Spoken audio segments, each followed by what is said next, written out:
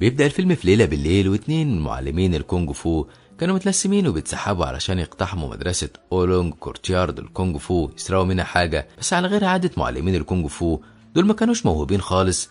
بدل ما يتسحبوا في هدوء وخفة في لمح البصر زي النينجا وأبطال الفنون القتالية والروحية، دول بقى واحد منهم وهو بيجري على سطح المبنى بيوقع كل الأحجار اللي كانت عليه وبيعمل دوشة ملهاش حل. ويا ريتها جت من على كده، ده بيتزحلق من على السطح وبيوقع زميله معاه في حوض المية. من حظهم ان محدش حس بيهم لغايه دلوقتي، والاتنين بيتحركوا بسرعه علشان يكملوا المهمه. بيتفاجئوا بكلب شرس واقف لهم، وبعد ما كان واحد منهم عاوز يقتل الكلب، التاني بيقول له لا استنى انا هتصرف، ويطلع العباد اللي معاه وبيفتحوا على صور الكلب وبيوريها للكلب علشان يشتته. ولما بييجوا يكملوا المهمه وهم فاكرين انهم خلصوا من الكلب، بيتفاجئوا بيه متمسك بالراجل ومش عارف يحرر نفسه منه ابدا. ومهمتهم بتفشل لان كان واحد من المدرسه سمع الدوشه وقام يطمن ويشوف فيه ايه. تاني يوم بنتعرف على اعضاء مدرسه اولونج. الصبح بيضربوا الجرس علشان الكل يصحى. غريب ان واحد كان شايل زميله وبيضرب دماغه في الجرس بدل ما يستخدم حديدة ولا حاجة، وزميله ما كانش بيتأثر بالضربات في راسه ابدا. تاني كان في الساحة بيكسر الخشب بضربة واحدة على راسه. الظاهر ان كل اللي في المدرسة دي بيعتمدوا على مهارات قتالية بتقوي راسهم ومش بيتأثروا بأي شيء. بعدها كانوا الباقيين في المطبخ بيحضروا الفطار وبيستخدموا قواهم السحرية، واول ما بيخلصوا المشرف بينادي عليهم ويعلو صوته ان الفطار جاهز. صوته بيهز الحيطان وبيعمل ولا زلزال في المكان، لدرجة ان براميل المية بتتقسم نصين واليافطة على باب المدرسة كانت هتقع. ساعتها المعلم الأكبر زانج بيصحى وبيروح يفطر معاهم. كان من ضمن أعضاء المدرسة دي طفلين صغيرين. واحد من المعلمين اسمه ليانج بيطلب من المعلم الأكبر انه يقبل مجموعة جديدة من المتدربين علشان يدفعوا اشتراك المدرسة وأحوالهم تتحسن شوية. بس المعلم بيرفض الاقتراح ده وبيقول انهم لو عملوا كده مش هيعرفوا يحمي المدرسة، لأن اللصوص كتروا قوي، خصوصا ان زعيم طائفة كلون زاره من سنة وعهد إليه بالحجر السحري للقوة الروحية علشان يحتفظ بيه. الحجر ده كان ثمين جدا لأنه نادر وله قوة كبيرة. عشان قوة تتفعل لازم شفرة معينة زعيم كلهم بيحذروا من إن حد يعرفها وإنه لازم يحافظ عليه. ساعتها واحد من المعلمين بيقترح عليه إنه ينزل المدينة في سفح الجبل علشان يشتغل ويوفر فلوس يشتري بيها لحمة أو فراخ للطفلين دول، لأن بقالهم أكتر من سنة ما أكلوهاش.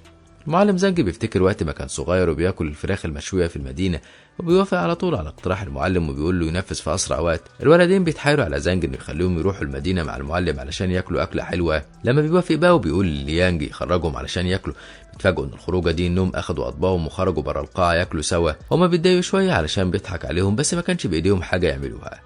بعدها بنشوف الاتنين اللصوص جايين المدرسة تاني، وكان تنكرهم مضحك جدا. كانوا عاوزين يعرفوا مكان الحجر السحري علشان ياخدوه. المرة دي كانوا جايين في عز الظهر وبيدخلوا قاعة التدريب على الأسلحة يدوروا على الحجر، والغبي اللي فيهم بيعمل دوشة وبيرمي كل اللي في الصناديق على الأرض لغاية ما الكلاب بتسمعهم وبتيجي تقف لهم على الباب.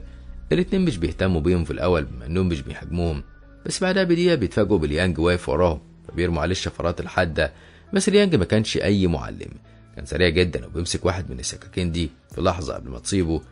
ساعتها بيقولوا له انهم مش لصوص ولا حاجه، وانهم متنكرين زي النينجا كلعبه يعني وخدع عليهم، وانهم من مدرسه تانية. ساعتها اليانج بيهجم عليهم وبيضربهم برجله وبيوقع لواحد منهم اسنانه من اول ضربه. بعد ما بيضربوا علقه محترمه بيرجعوا لزعيمهم باو جي اللي كان مكلفهم بالمهمه دي، ولما بيعرف بفشلهم بيكمل عليهم هو كمان بالضرب. وقتها بنت باو دي الصغيره باو بابي بتيجي وبتتخانق مع ابوها وبتتهمه انه بيضحك عليها، وبتجري على اوضتها تاني وهي زعلانه لان عمره ما حضنها ولا حسسها انه بيحبها، وكان متفق معاها انها لو طلعت الاولى على الصف بتاعها يكافئها ويحضنها زي ما هي عايزه. ولما باو بابي بتفاجئه وبتجري عليه تحضنه، باوجي بتحصل له حاجه غريبه وبيظهر في وشه عروق سودة، وكان هيموت لو استمرت حضناه، فبيبعد عنه بسرعه وبياخد جنب. ساعتها بيرجع في الاشباك وبنعرف انه اتصاب بلعنه، انه لو قرب لاي بنت حتى لو كانت بنته هتظهر عليه اللعنه دي وتقتله، علشان كده ما كانش بيقرب لبنته. وللاسف اللعنه دي ملهاش علاج. بنتعرف بعدها على تشينج مينج، شاب غني عمه يبقى مخرج كبير. كان تشينج مينج نفسه يكون بطل افلامه، بس عمه بيرفض علشان الادوار مش لايقه عليه وكمان ما عندوش خبره في الحياه. ساعتها كان في بنت راح تركب عربيتها وهي بتتكلم في التليفون ومش مركزه. واوي بيستغل الفرصه، واول ما بيشوفها بتتحرك بالعربيه بيرمي قشره الموز على الارض وبيتزحلق عليها وبيقع قدام العربيه على اساس انها هي اللي خبطته. هي بتنزل من العربيه تتخانق معاه وبتقول له انه بيمثل علشان ياخد منها فلوس وخلاص. فواحد من الجماعه حواليهم في الشارع كان معاه العاب ناريه بيولعها كلها وبيرميها على اوي علشان يختبروا فعلا لو رجله ما اتكسرتش وبيمثل هيخاف ويقوم يجري. تشينج مينج كان واقف يتفرج وواحد بيغفله وبيسرق تليفونه من غير ما يحس. اوي بقى مش بيتحرك من مكانه والصواريخ كلها بتفرقع حواليه وبتصاب، فالبنت بتتاكد انه مصاب فعلا وكل الموجودين بيقنعوها انها تاخده على المستشفى احسن. بس الحرامي اللي سرق التليفون بيقرب منها وبيقول لها انه هياخده هو ويرميه في اي مكان بعيد ولا مستشفى، وبيقول لها تديله مبلغ كويس مقابل ده. البنت بتوافق على طول. بعدها بنشوف قوي بينزل من العربيه وهو سليم وكان بيمثل كل ده، وبيقسم الفلوس اللي اخدها هو وعصابته، الحرامي والشاب بتاع الالعاب الناريه. تشينج مينج كان ماشي وراهم بالعجله لغايه ما حصلهم ووقف يتفرج من بعيد. وبعد ما الكل بيمشوا تشينج مينج بيروح يتكلم مع قوي ويطالبه بتليفونه في الاول، ولما قوي بيتهرب منه تشينج مينج بيقول له انه مش عاوز التليفون وانه عاوز يعلمه الحياه على اصولها، وبيحكي له الحكايه وهو مكتفه علشان ما يهربش منه. كان عاوز يعيش حياه قوي ويبقى عنده خبره في الحياه ويعرف يبقى ممثل شاطر زيه. ومن هنا لهنا قوي بيوافق وبيقول له الاول يروح يجيب له علاج من الصيدليه على اول الشارع علشان يعالج الاصابات اللي حصلت له. واول ما تشينج مينج بيمشي قوي بيجري بسرعه علشان يخلع منه، ومن حظه الاسود انه مش بياخد باله من العربيه اللي كانت جايه بسرعه وبتخبطه بسرعه، والمره دي بيقع على الارض وهو بيتكسر في بعضه. صاحب العربيه بيمشي من غير ما يشغل باله بيه ولا يهتم بيه ايه اللي جراله. ساعتها تشينج مينج كان شايف الحادثه ورجع له جري واخده يوصله على بيته. تشينج مينج بيضطر يشيله ويطلع بيه 6 ادوار على السلم. تشينج مينج بيتفاجئ بشقه قوي اللي ما كانتش نظيفه ابدا. بيستنى معاه ينضف له الشقه ويهتم بيه لغايه ما يتحسن واصاباته تختفي. وفي يوم الصبح بيتفاجئوا بالباب اتكسر عليهم. تدخل البنت صاحبه العربيه لوزي اللي كان بينصب عليها من كام يوم ومعاه عصابه. بيخطفوا الاتنين وبيروحوا لباوجي علشان يساعدهم انها تنتقم منهم. وبعد ما كان باوجي هيعذبهم بيشوف الوشم اللي قوي عامله على صدره وبيعرف انه له علاقه بمدرسه اولونج. ساعتها بيفرح وبنعرف انه كان مكلف الاتنين اللصوص في البدايه انهم يدوروا في مدرسه اولونج على الحجر السحري لانه العلاج الوحيد للعنه بتاعته. ولما بيشوف قوي ويعرف انه تلميذ قديم فيها بيكلفه بانه يرجع لمدرسه تاني ويدور له على الحجر في هدوء لغايه ما يلاقيه. فعلا قوي بيروح المدرسه ومعاه تشينج مينج اللي بقى معاه زي ضله. لما بيوصلوا المدرسة بيلاقوا الولدين الصغيرين قاعدين على البوابة مش بيرضوا يدخلوهم، وده غير لما يحلوا لغز. ايه هو السيف الخفي؟ قوي مهما حاول يقول لهم على اسماء سيوف مش بيعرف يحل اللغز. فتشينج مينج بيقول لهم انهم ما يعرفوش يشوفوه علشان كده خفي. بتطلع الاجابة دي الصح وبيدخلوهم المدرسة. وما داخلين بيشوفوا ولد تالت كان بيتمرن على حركات الكونج فو، كان باين عليه انه موهوب جدا وقوي. باقي المعلمين كانوا بيتدربوا اللي واقف على عصاية واللي متعلق على خشبة، والشابين بينبهروا بيهم وبالحركات اللي بيعملوها. بعدها بيقابلوا المعلم ليانج اللي كان بيتدرب هو كمان وواقف على حافة سلة من الخوص، فبيستغربوا من قوته وانه قوي لدرجة انه موقعش. بس لما بيروحوا يتكلموا معاه وتشينج مينج بيشوف السلة من قريب بيلاقيها متثبتة في الأرض أصلا، ولما بيجرب يقف عليها زي ليانج بيلاقيها ثابتة مش بيقع. قوي كان ساعتها بيطلب من ليانج انه يعلمهم حركاته وازاي يمشوا على المية. فليانج بيتريق عليه وبيقول له انت الظاهر عليك بتقرا قصص كونج فو خيالية كتير قوي. ساعتها قوي كان هيتخانق معاه، ولما بيقول له يا تخين بيستفزه علشان يتقاتل معاه ويشوف مهاراته الحقيقيه. يانج بيشيله وبيرميه بره المدرسه. بس بعدها بقى بكام ساعه زانج وباقي المعلمين بيفتحوا لهم الباب تاني، وزانج بيوافق انهم ينضموا للمدرسه بعد ما قوي بيقول له انهم ايتام وعايشين في الشارع ما لهمش ملجا. ومن اول يوم ليهم في المدرسه وقوي كان جاب اخره وعاوز يخرجهم من هنا في اسرع وقت. ليانج اول ما بيجي يدربه بيقدم له طبق نودلز وبيقول له انه اللي هيخلص اكل بسرعه ويغطي الطبق يبقى هو اللي فاز. قوي كان فاكر ان التحدي ده سهل، ما يعرفش ان ليانج اسرع طباخ في المدرسه. المهم انه بياكل اول طبق، وقبل ما يغطي الطبق بيلاقي ليانج حط له كميه نودلز جديده، وبيفضل كده لغايه ما بيضطر ياكل ولا 10 اطباق. ما بقاش قادر يكمل، وكان فاكر انه لما يخلي ليانج يبعد عنه علشان ما يسبقوش ويحطوا له اكل في الطبق بسرعه ان هو اللي هيفوز في التحدي. بس كان غلطان ومستهون بقدرات ليانج. وتشينج مينج كان وقع في فخ لاولاده بيعلموا عليه وبيوقعوا عليه جردل الميه، وده بعد ما بيدوس في الفخ بتاعهم ويتسحب مره واحده وبيخبط في الحيطه. وبالليل قوي بيصحي تشينج مينج علشان يبداوا بحث عن الحجر في المدرسه براحتهم قبل ما الكل يصحوا. وقتها بيتفاجئوا باليانج وخطتهم بتبوظ المره دي. تاني يوم بيتدربوا مع المعلمين على حركات الثبات، وقوي ما كانش قادر يتحمل 5 دقايق على بعض ورجليه وجعته. وبيتصدم لما بيشوف قوه ليانج الحقيقيه لما بيشوط الكوره وتخبط في الجدار الحجري. الجدار كله بيتهد في ثواني وهم مصدومين. بداوا يفهموا الورطه اللي حطوا نفسهم فيها وانهم في خطر جوه المدرسه برضه. قوي بيفكر في طريقه انه يدور في المدرسه من غير ما حد من المعلمين يكشفه، وكان الحل انه يحط لهم منوم في الاكل. فعلا بمساعده تشينج مينج بيعملوا الاكل وبيحطوا فيه المنوم وبيقدموه للمعلمين. بس الغريب ان المعلمين لما بياكلوا منه بيناموا في ثواني، بس بعدها بنص دقيقه بيفوقوا تاني مره واحده. وقوي كان مرعوب وبيصحى فجاه وبيطلع ان ده حلم من كتر ما باله مشغول بطريقه يخلص منهم. تاني يوم كان زانج بيرحب في المدرسه بواحد اسمه باو من مشاهير اليوتيوب في الفنون القتاليه والكونغ فو. بيعملوا منافسه بينهم ومهاراتهم المختلفه وبينباعوا علشان يشوفوا مين فيهم الاقوى. معلمين المدرسه واليانج بيستخدموا حبل علشان يطيروا فوق سطح المبنى، بس باو بيربط صخره في الحبل ويوقعها على الخشبه اللي كان واقف عليها فبيطير ويقف جنبهم.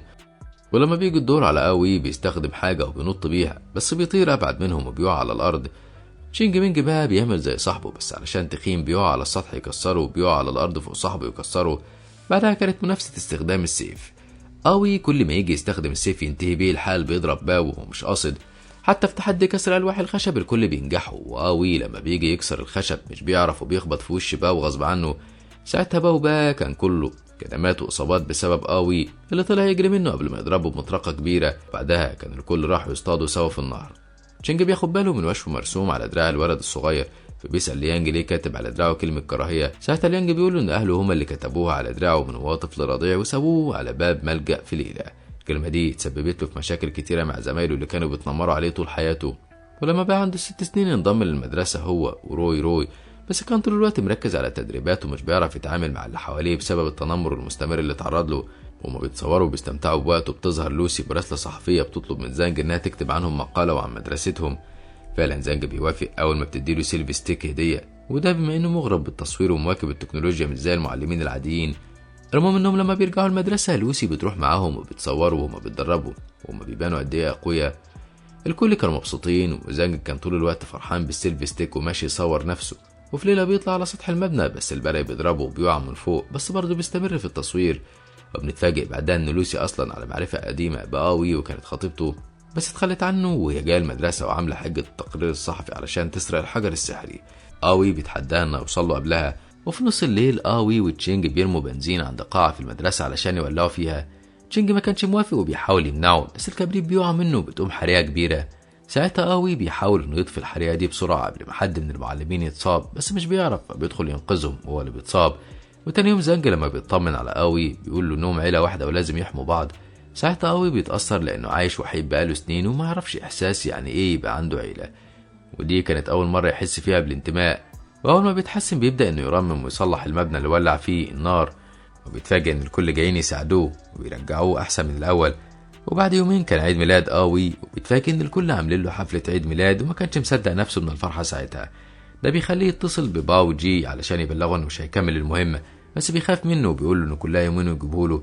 بس بيتفاجئ بعدها ان لوسي هي كمان بتشتغل عند باو جي وجايه المدرسه تدور على الحجر، بس هي بتحاول انها تعتذر له انها اتخلت عنه علشان كانت في السنين دي بتدور على ابنها. وبنتفاجئ انها تبقى والده الولد الصغير اللي في المدرسه، وانها كانت عملت له الوشم ده على دراعه علشان يبقى مميز وتعرف تلاقيه بعدين، بس طول السنين دي ما عرفتش توصل له. اضطرت بقى في الوقت ده انها تلجأ لباو علشان يساعدها تلاقي ابنها. ساعتها بيكلفها بمهمه البحث عن الحجر السحري. ساعتها بيتفاجئ ان زانج كان واقف وراه وسمع كل كلامه مع لوسي.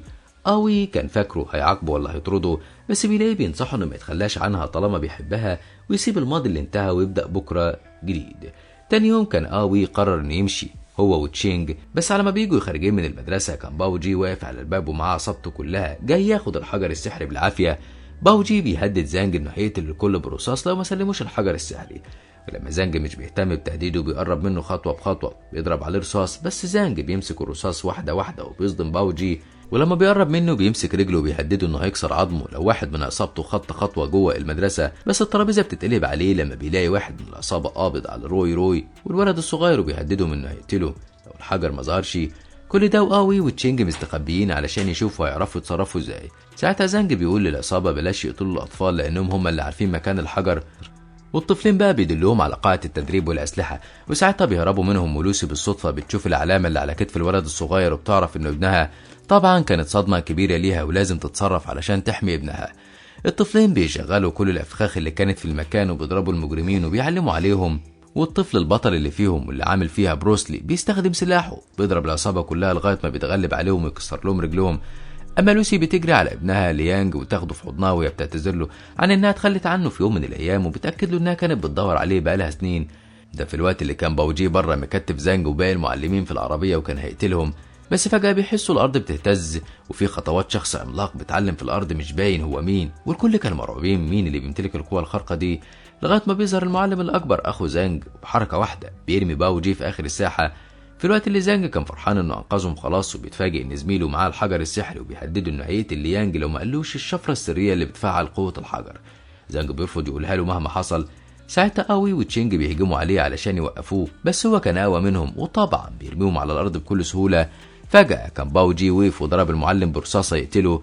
هنا كان وصل المعلم اللي كان نزل المدينة يشتغل ويشتري فراخ مشوية، وكان جاي معلق الفراخ اللي اشتراها وبيضرب الكل بالحبل السحري اللي معاه لغاية ما بيتغلب عليهم. ساعتها زنج بياخد الحجر السحري من ايد زميله وبيقول الشفرة السحرية لغاية ما قوة الحجر بتظهر في تنين من الدخان بيلف حوالين الكل يحقق لكل واحد أمنيته.